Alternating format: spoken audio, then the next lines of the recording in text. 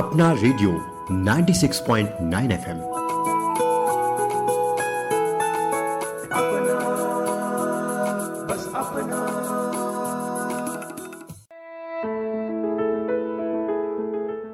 नमस्कार, स्वागत है आपका अपना रेडियो 96.9 एफएम में। मैं हूं कविता। कार्यक्रम का नाम है अपने अतिथि।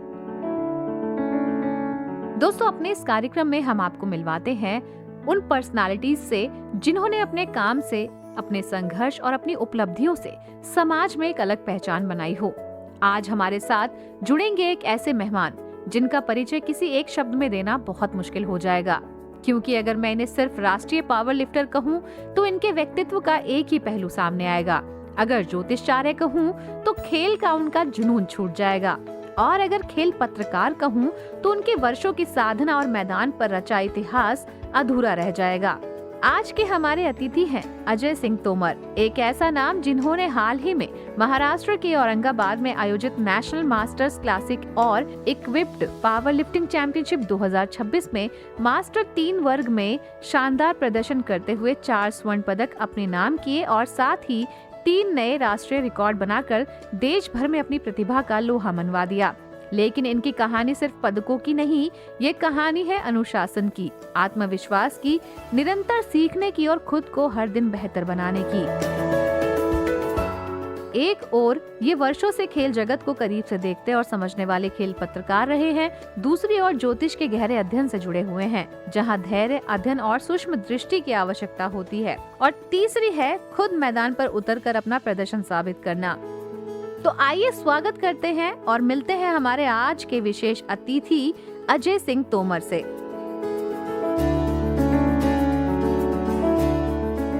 अजय सिंह तोमर जी, आपका स्वागत है कार्यक्रम में। धन्यवाद। आपकी जिंदगी की सबसे दिलचस्प बात यही है कि एक तरफ आप लोहे के वजन उठाकर राष्ट्रीय रिकॉर्ड बनाते हैं, दूसरी तरफ खेल पत्रकार के रूप में खिलाड़ियों की कहानी भी बताते हैं, और तीसरी तरफ ज्योतिषी के माध्यम से लोगों का मार्गदर्शन करते हैं।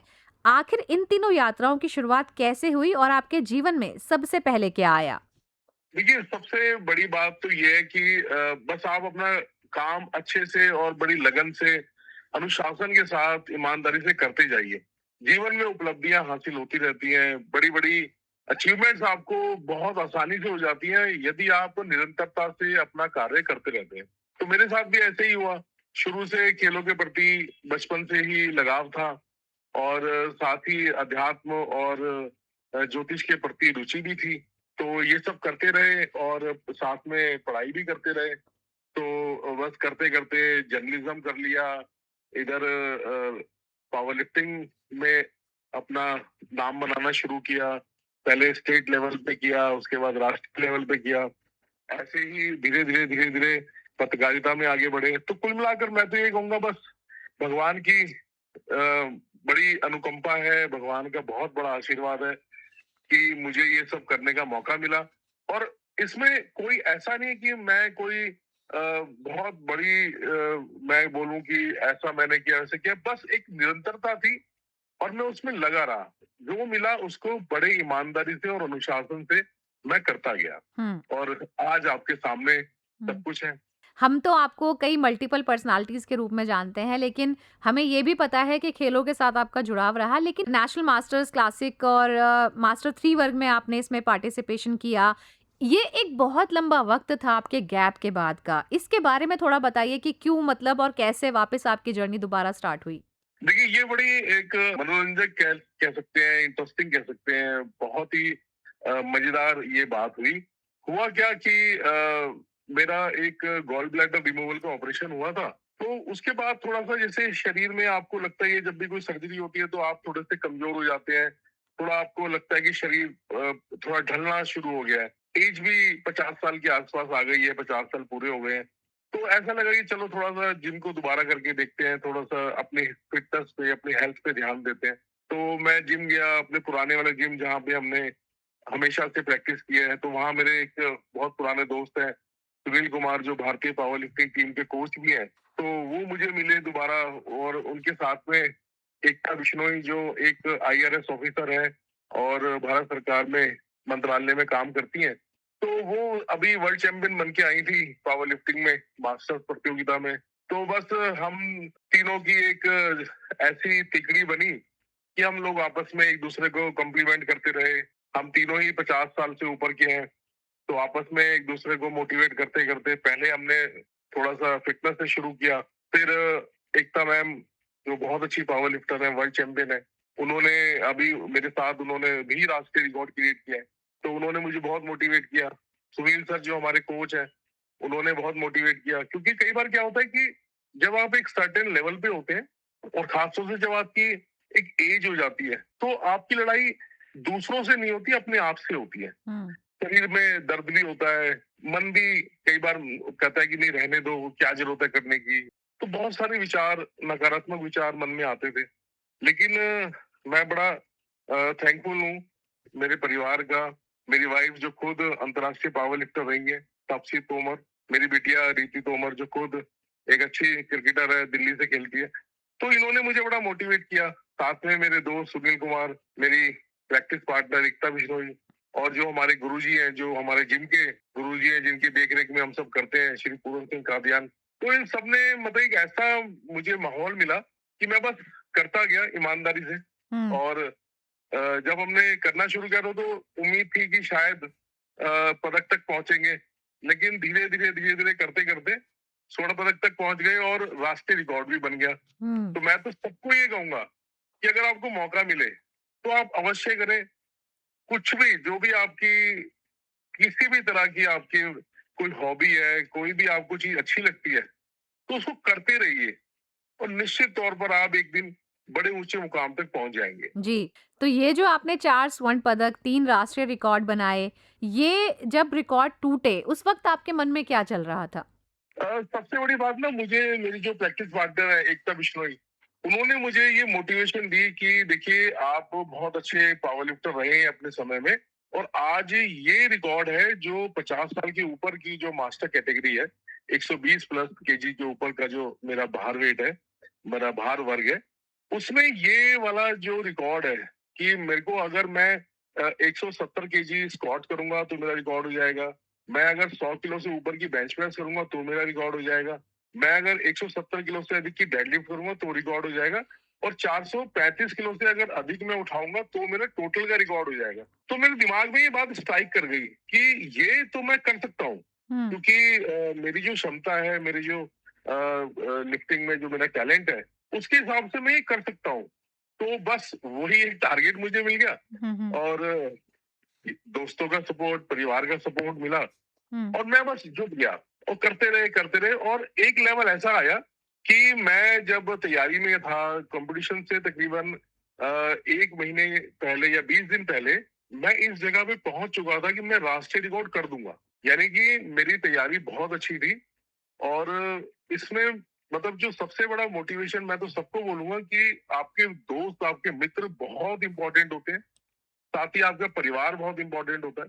तो जब ये दोनों लोग मिलके आपको सपोर्ट करें, तो आप समझ जाइए कि बस आपका अच्छा समय चल रहा है, और भगवान चाहते हैं कि कुछ ना कुछ आप बढ़िया कर दीजिए। तो अजय जी, जैसे अब क्या है कि लोग अक्सर यही समझते हैं, क्योंकि आप एक ज्योतिषाचार्य भी हैं, कि किस्मत सफलता तय कर लेती है, ठीक है? और आप लोगों को ये बातें बताते भी हैं, लेकिन किस्मत सफलता तय करती है या मेहनत? एक राष्ट्रीय खिलाड़ी और ज्योतिषाचार्य होने के नाते आपका अनुभव क्या कहता है कि जीत का जो फैसला है वो पसीना करता है या ग्रह नक्षत्र? बहुत ही अच्छा सवाल पूछा है कविता जी आपने, और बड़े सही सही व्यक्ति से भी ये सवाल पूछा है, क्योंकि देखिए आपकी मेहनत भी ना आप तभी अच्छे से कर पाते हैं जब आपका समय अच्छा होता है, यानी कि आपके साथ में परिस्थितियां अनुकूल होती है। समय, अच्छे समय को या किस्मत को अगर हम ये बोले कि आपकी अनुकूल परिस्थितियां हैं, क्योंकि चाहे आप देखिए किसी को भी देखिए, चाहे कोई भी कितनी विपरीत परिस्थितियों से निकल के आगे बढ़ता है, लेकिन वो हमेशा सक्सेसफुल तभी होता है जब उसके सराउंडिंग में कुछ सिचुएशंस क्रिएट होती है। जैसे मुझे मेरे दोस्तों का सहारा मिला, मेरी परिवार ने मुझे सपोर्ट किया, साथ में पुराने, क्योंकि हमने जो अपने कर्म किए होते हैं, देखिए कर्म का सिद्धांत बहुत इंपॉर्टेंट है, तो हमने जो पहले किया हुआ था वो हेल्प हो गई। और जब समय आता है ना, तब आप इन चीजों की तरफ मोटिवेट हो जाते हैं, आप इन सब चीजों को करने लगते हैं। तो दोनों ही चीजें आवश्यक है। आपका अच्छा मतलब किस्मत होना, जिसमें मैं कहूंगा कि भगवान का आशीर्वाद आपके ऊपर होना, और दूसरी चीज आपकी मेहनत। मेहनत भी हम तभी कर पाते हैं जब हमारा समय अच्छा होता है। नहीं तो हम जीवन में इतनी सारी उलझनें होती हैं, हम उन्हीं में उलझ के रह जाते हैं। हम उस तरफ ध्यान ही नहीं देते जो हम कर सकते हैं। तो बस यही कुछ अच्छा समय था, अच्छे लोगों का सानिध्य मिला और थोड़ी-सी हिम्मत भी की मैंने, तो बस इस मुकाम तक पहुँच गए। तो आपने ये बिल्कुल कहा कि जो हमारे ग्रह नक्षत्र हैं, वो हमारी पॉज़िटिव एनर्जी और नेगेटिव एनर्जी के इर्द-गिर्द भी घूमते हैं। जी हाँ, बिल्कुल, बिल्कुल। जब आपका समय बहुत अच्छा चल रहा होता है, हमारे ज्योतिष में एक सिद्धांत होता है, देश, काल, वातावरण, परिस्थिति और पात्र के अनुसार सभी चीज़ें डिसाइड होती हैं। हुँ, कोई भी चीज़ गोल्डन रूल कुछ नहीं होता, सब कुछ हर व्यक्ति के लिए डिफरेंट होता है। किसी के लिए हो सकता है कि कोई ग्रह अच्छा हो, किसी के लिए कोई ग्रह अच्छा ना हो। लेकिन क्या होता है जब समय अच्छा होता है ना, हुँ, तो परिस्थितियाँ आपके अनुकूल होनी शुरू होती हैं। आपको शक्ति मिलती है, प्रकृति, ये यूनिवर्स आपको शक्ति देता है उस काम को करने की। हुँ, मोटिवेशन मिलती है। जैसे हम कहते हैं कि हमारी सोच पॉजिटिव हो जाती है। हम हर रोज पॉजिटिव होते हैं, हम हर रोज नेगेटिव होते हैं, लेकिन किसी एक काम को लेके हम एक सर्टेन टाइम में बहुत पॉजिटिव हो जाते हैं, वो हुँ, काम हमारा बन जाता है। जी। और यही वो सबसे बड़ा फैक्टर है जिससे सभी लोग, आप देखिए, जब भी जितने भी लोग दुनिया में अचीवर्स हुए हैं या जिन्होंने दुनिया में कुछ नाम कमाया है, उनके साथ के लोग उनको बहुत अच्छे मिले, उनकी टीम बड़ी अच्छी बनी। हुँ। एक अच्छी टीम के साथ ही सफलता प्राप्त होती है और वो अच्छी टीम तभी बनती है जब आपका समय अच्छा होता है। जी, बिल्कुल। तो कहते हैं ग्रह नक्षत्र सितारे इतने पावरफुल होते हैं कि हमें ज़रूरत तो पड़ती है एक एक्सपर्ट की जो हमें ये बताता है कि भई इतने समय तक इतना समय और उसके बाद फिर आपके अच्छे दिन शुरू हो जाएँगे। तो क्या आपको पता था कि 50 की उम्र में जाके एक बार आप राष्ट्रीय रिकॉर्ड तोड़ेंगे और 4 पदक लेके आएँगे? क्या आपने पहले कुंडली देखी थी क्या जाने से पहले? मैंने मैंने देखा था और मैं उसके हिसाब से जो हमारे पूजा के विधान होते हैं वो भी मैं करता था, क्योंकि मेरी आस्था बहुत है भगवान में। तो मैं हमेशा ज्योतिष के अनुसार जो हमारे उपाय हो सकते हैं वो भी करता था।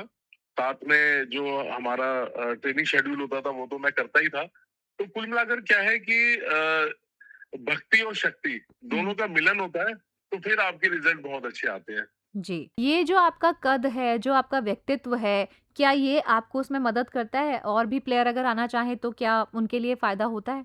देखिए, सबसे अच्छी बात मैं यहाँ पे जो मेरा अभी एक हालिया जो अनुभव रहा है वो ये है कि आप जब भी आप चाहें आप अपने शरीर के साथ में मेहनत करके कुछ भी कर सकते हैं, ये तो कंफर्म है। क्योंकि जब मैंने जिम जाना शुरू किया था, प्रैक्टिस करनी शुरू की थी, तो उस समय मेरा मतलब शरीर का हाल इतना खराब था कि मैं मतलब कुछ भी नहीं कर पा रहा था। जैसे एक होता है ना कि नॉर्मल एक्सरसाइजेज होती है वो भी नहीं कर पा रहा था, हुँ। क्योंकि थोड़े दिन पहले सर्जरी हुई थी और फिर एक एज का फैक्टर भी आता है। 50 साल से ऊपर होते हैं तो थोड़ा और शरीर में कुछ ढलाव भी शुरू हो चुका होता है। तो लेकिन क्या होता है कि जब आप करने लगते हैं तो फिर सब कुछ चीजें बदलती हैं। तो मैं यहाँ सबको ये कहूंगा कि आप अवश्य कीजिए एक्सरसाइज। और जैसे हमारे माननीय प्रधानमंत्री मोदी जी भी कहते हैं कि 1 घंटा अपने नाम अवश्य कीजिए, एक्सरसाइज अवश्य कीजिए। तो रोज कर सकते हैं तो बहुत अच्छा, नहीं तो कम से कम हफ्ते में 3 दिन कीजिए या 1 दिन तो हफ्ते में अवश्य कीजिए। शरीर में शक्ति आती है, शक्ति आती है तो कॉन्फिडेंस भी बढ़ता है। और पीछे जो मेरा सबसे अच्छा अनुभव रहा वो ये रहा कि मैंने मास्टर पावर लिफ्टिंग में ये देखा कि महिलाएं बहुत अच्छी पावर लिफ्टिंग कर रही हैं। हुँ। 40 साल से ऊपर, 50 साल से ऊपर, 60 साल से ऊपर की महिलाएं, जो मैंने देखा कि उन्होंने पावर लिफ्टिंग बहुत अच्छे से कर रही है, क्योंकि वो सब वो महिलाएं थी जो, क्योंकि शरीर जब स्पेशली लेडीज के साथ समस्या ये होती है कि उनकी हड्डियां बहुत जल्दी खराब होने शुरू होती हैं 40-45 साल के बाद। तो उसको बचाने के लिए मसल्स को स्ट्रॉन्ग करना बहुत आवश्यक होता है। तो अच्छा, कुछ स्टडीज ये भी बताती हैं कि यदि हम वेट ट्रेनिंग करते हैं तो हमारा दिमाग भी उसको चैलेंज की तरह लेता है और नए नए न्यूरॉन्स बनाता है। तो हम मस्तिष्क के लेवल पे भी हम बहुत अपने आप को एनर्जेटिक फील करते हैं। तो कुल मिलाकर ये एक ऐसा प्रोसेस है, सभी को करना चाहिए। कोई अगर दौड़ लगा के खुश है तो वो अब दौड़ लगाए, कोई जिम जाने से खुश है वो जिम करे, लेकिन एक्सरसाइजेस हमेशा करनी चाहिए। व्यायाम सेहत के लिए बहुत अच्छा होता है, ये सबको करना चाहिए। और एक और चीज, जब आप करते हैं और सुबह शाम जब भी आप करते हैं, थोड़ा यार दोस्तों के साथ मंडली में बैठते हैं, कुछ एक्सरसाइजेस करते हैं, कुछ बातें करते हैं, तो एक बड़ा पुराना मैंने कहीं पे पढ़ा था, किसी ने मुझे बताया कि एम्स में शायद ये लिखा हुआ है कि दिल खोलो यारों के साथ, नहीं तो खोलना पड़ेगा औजारों के साथ। तो हम्म। बहुत आपके अंदर पॉजिटिव चीजें आती हैं। हम्म। और महिलाओं को तो अवश्य ही अपने आप पर ध्यान देना चाहिए, क्योंकि उनकी बॉडी में जब हड्डियां कमजोर होने लगती हैं तो मसल्स का स्ट्रांग होना बहुत आवश्यक होता है। यदि वो अपना मसल ट्रेनिंग करती हैं, मसल्स को ट्रेन करने के लिए वेट ट्रेनिंग वगैरह करती है, तो वो उनके लिए बहुत अच्छा रहता है। तो मैं तो सबको यही संदेश दूंगा कि सब लोग दिल खोल के खेलें। महिलाएं तो अवश्य खेलें कोई भी गेम जो उनको अच्छा लगता हो। जी। जी, बिल्कुल। और क्योंकि आप तो वर्षों से खेल पत्रकारिता भी कर ही रहे हैं और आप खेल और खेल की बारीकियों को बहुत अच्छे से समझते हैं। लेकिन अजय जी, एक बहुत बड़ी जो रुकावट आती है वो होती है कई बार हमारी ऐज की। तो अगर कोई व्यक्ति 40 या 50 की उम्र में ये सोच रहा है कि अब खेलों में करियर की उपलब्धि की कोई संभावना नहीं है, तो आपने 4 गोल्ड मेडल जीतकर ये तो मतलब मानसिकता तोड़ दी। इस बारे में क्या कहना है? बिल्कुल सही कहा आपने। देखिए, अब ना कई सारे ऐसे खेल संघ हैं जो उन लोगों को भी मौका देते हैं जो अब थोड़ा कहते हैं ना कि खेलों से रिटायरमेंट हो गई। तो अगर आप पिछले कुछ समय में देखेंगे तो थोड़ा सा रिटायरमेंट की एज ना थोड़ी आगे बढ़ गई है। जैसे हम कई सारे ऐसे खिलाड़ी देख सकते हैं, पहले होता था कि 30, 32, 34 साल तक लोग रिटायरमेंट की तरफ चले जाते थे और उनका करियर खत्म हो जाता था। लेकिन अगर आप इस पीछे देखें, नोवाक जोकोविच को देखें, 39 के आसपास उनकी एज है। मेसी को देखें, क्रिस्टोफर रोनाल्डो को देखें, ये सब 40 के आसपास की इनकी एज है। फिटनेस का रूटीन, एक तो क्योंकि ये तो प्रोफेशनल प्लेयर्स हैं, इनका फिटनेस का रूटीन चलता जा रहा है और आजकल रिसर्चेज बड़ी हो गई हैं और बहुत सारी अच्छी एक्सरसाइज वगैरह से आप काफी अपने आप को फिट रख सकते हैं। और जो लोग पहली पहली बार कर रहे हैं कि अब 40 के हो गए हैं, 50 के हो गए, तो थोड़ा शुरू करें। तो जैसे पावर लिफ्टिंग है, उसमें एज का क्राइटेरिया भी होता है। मास्टर पावर लिफ्टिंग में 40 साल से ऊपर, 50 साल से ऊपर, 60 साल से ऊपर, इस तरह से एज कैटेगरीज होती हैं। अब ऐसे ही वेटरन टेनिस भी शुरू हो चुका है। हुँ। ऐसे ही वेटरन एथलेटिक्स भी है। वेटरन एथलेटिक्स में तो 35 प्लस, उसके बाद वहां पर 5-5 साल का गैप है कि 35 से 40, 40 से 45, यानी कि हर 5 साल के अंदर वहां एज कैटेगरी बदलती है। तो कुल मिलाकर ऐसी सिचुएशंस हैं, अब ऐसे कंडीशंस हैं जो मौका दे रही हैं लोगों को कि वो खेलें और खेलों में अपना नाम कमाएं। और पूरी दुनिया में ऐसा होता है। हुँ। अगर हम आज से 10 साल पहले देखें, जो स्टैंडर्ड था पावर लिफ्टिंग का, और आज जो स्टैंडर्ड है हमारे नेशनल चैंपियनशिप्स में और वर्ल्ड चैंपियनशिप्स में, वो तकरीबन डबल हो चुका है। हुँ। तो इससे पता लगता है कि बहुत सारे लोग अब अपने एज को पीछे छोड़ते हुए और बस ये साबित कर रहे हैं कि age is just a number. अगर आप में जज्बा है, जुनून है, तो आप कुछ भी कर सकते हैं। और थोड़ा थोड़ा शुरू कीजिए, अपने आप आपका मन लगेगा तो अपने आप आगे बढ़ते जाएंगे। जी, तो अब क्योंकि आपने एक वापस से सभी लोगों की उम्मीद जो है वो अपने कंधों पर ला दी है, तो अगला टारगेट क्या होगा? अगला टारगेट, देखिए, मेरे को अभी वर्ल्ड चैंपियनशिप के लिए मेरा सिलेक्शन हुआ है और एशियन चैंपियनशिप के लिए भी मेरा सिलेक्शन हुआ है भारतीय टीम में। तो वर्ल्ड चैंपियनशिप में तो मैं अभी क्योंकि उस लेवल पे नहीं पहुंचा हूं कि मैं वर्ल्ड चैंपियनशिप तक अभी जाऊं, लेकिन मेरा अगला टारगेट जो है एशियन चैंपियनशिप है। कि पहले नेशनल चैंपियनशिप में मैंने अभी राष्ट्रीय रिकॉर्ड कर दिए।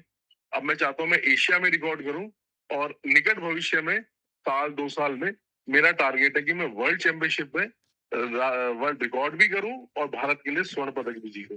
जी, बिल्कुल, तो ये सारी उम्मीदें हमारी भी आपके साथ रहेंगी और उन खेल खिलाड़ियों की श्रेणी में आपका नाम अब दर्ज हो रहा है, जो देश के लिए पदक लेकर के आ रहे हैं। अजय तोमर जी, हम आपको शुभकामनाएँ देंगे और आगे के भविष्य के लिए कहेंगे कि सर आप ऐसे ही जीत दर्ज करें और लगातार भारत का नाम रोशन करें। बहुत-बहुत धन्यवाद हमारे साथ जुड़ने के लिए। बहुत बहुत धन्यवाद कविता जी, आपने मुझे मौका दिया और इतनी अच्छी आपने मेरे से बातचीत की। और कहीं ना कहीं वो जो बातें दिल में होती हैं, जो हम बताना चाहते हैं सभी को, उसका मुझे मौका मिला। मैंने आपसे दिल खोल के बताई बातें। तो बहुत बहुत धन्यवाद आपका।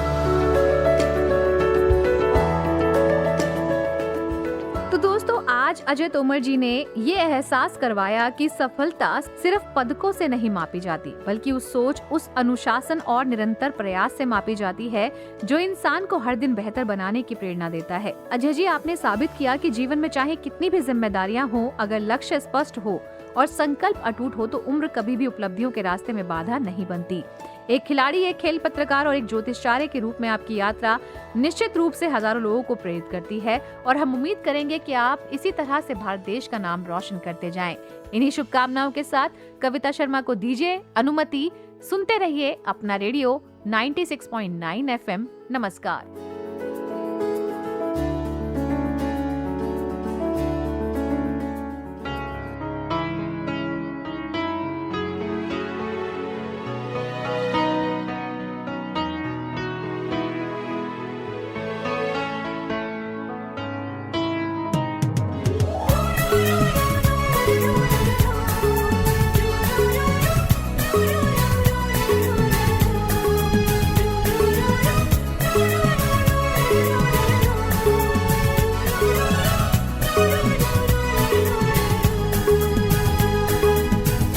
जिंदगी में सदा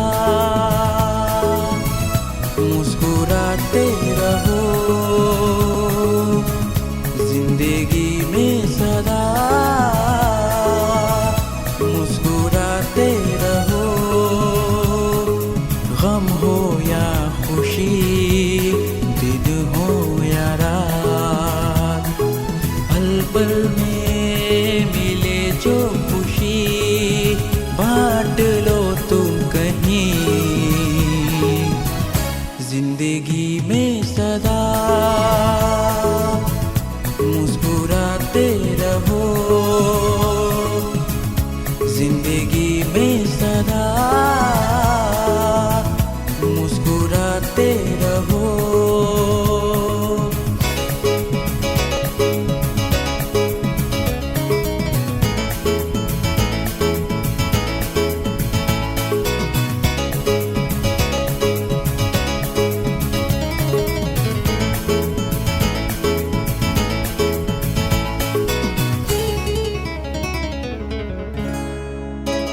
जो जी चाहे वो मिल जाए, कब ऐसा होता है।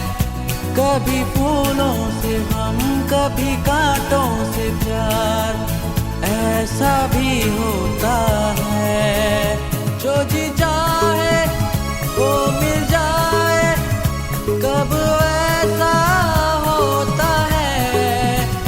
कभी फूलों से हम, कभी कांटों से प्यार, ऐसा भी होता है।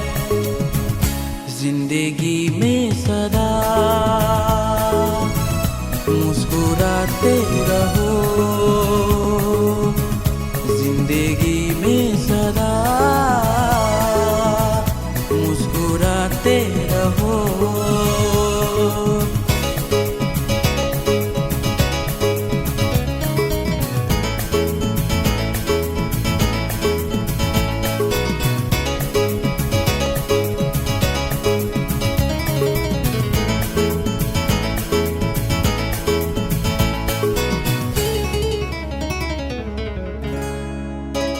बीते हुए कल के लिए आने वाला पल ना खोना, जाने कौन कहां से आकर तेरा मंजिल संवर दे।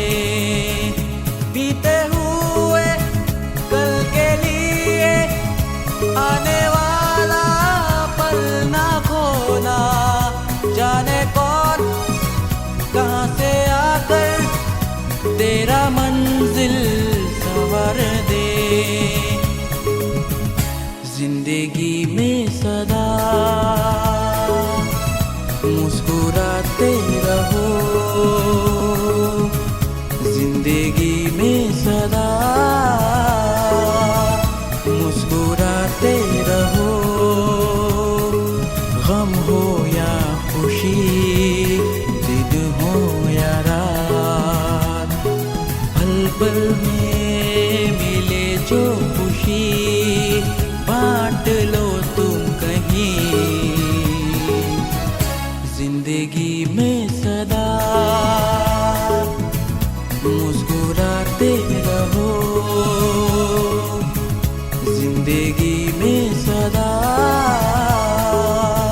मुस्कुराते रहो। अपना रेडियो 96.9 एफएम। अपना बस अपना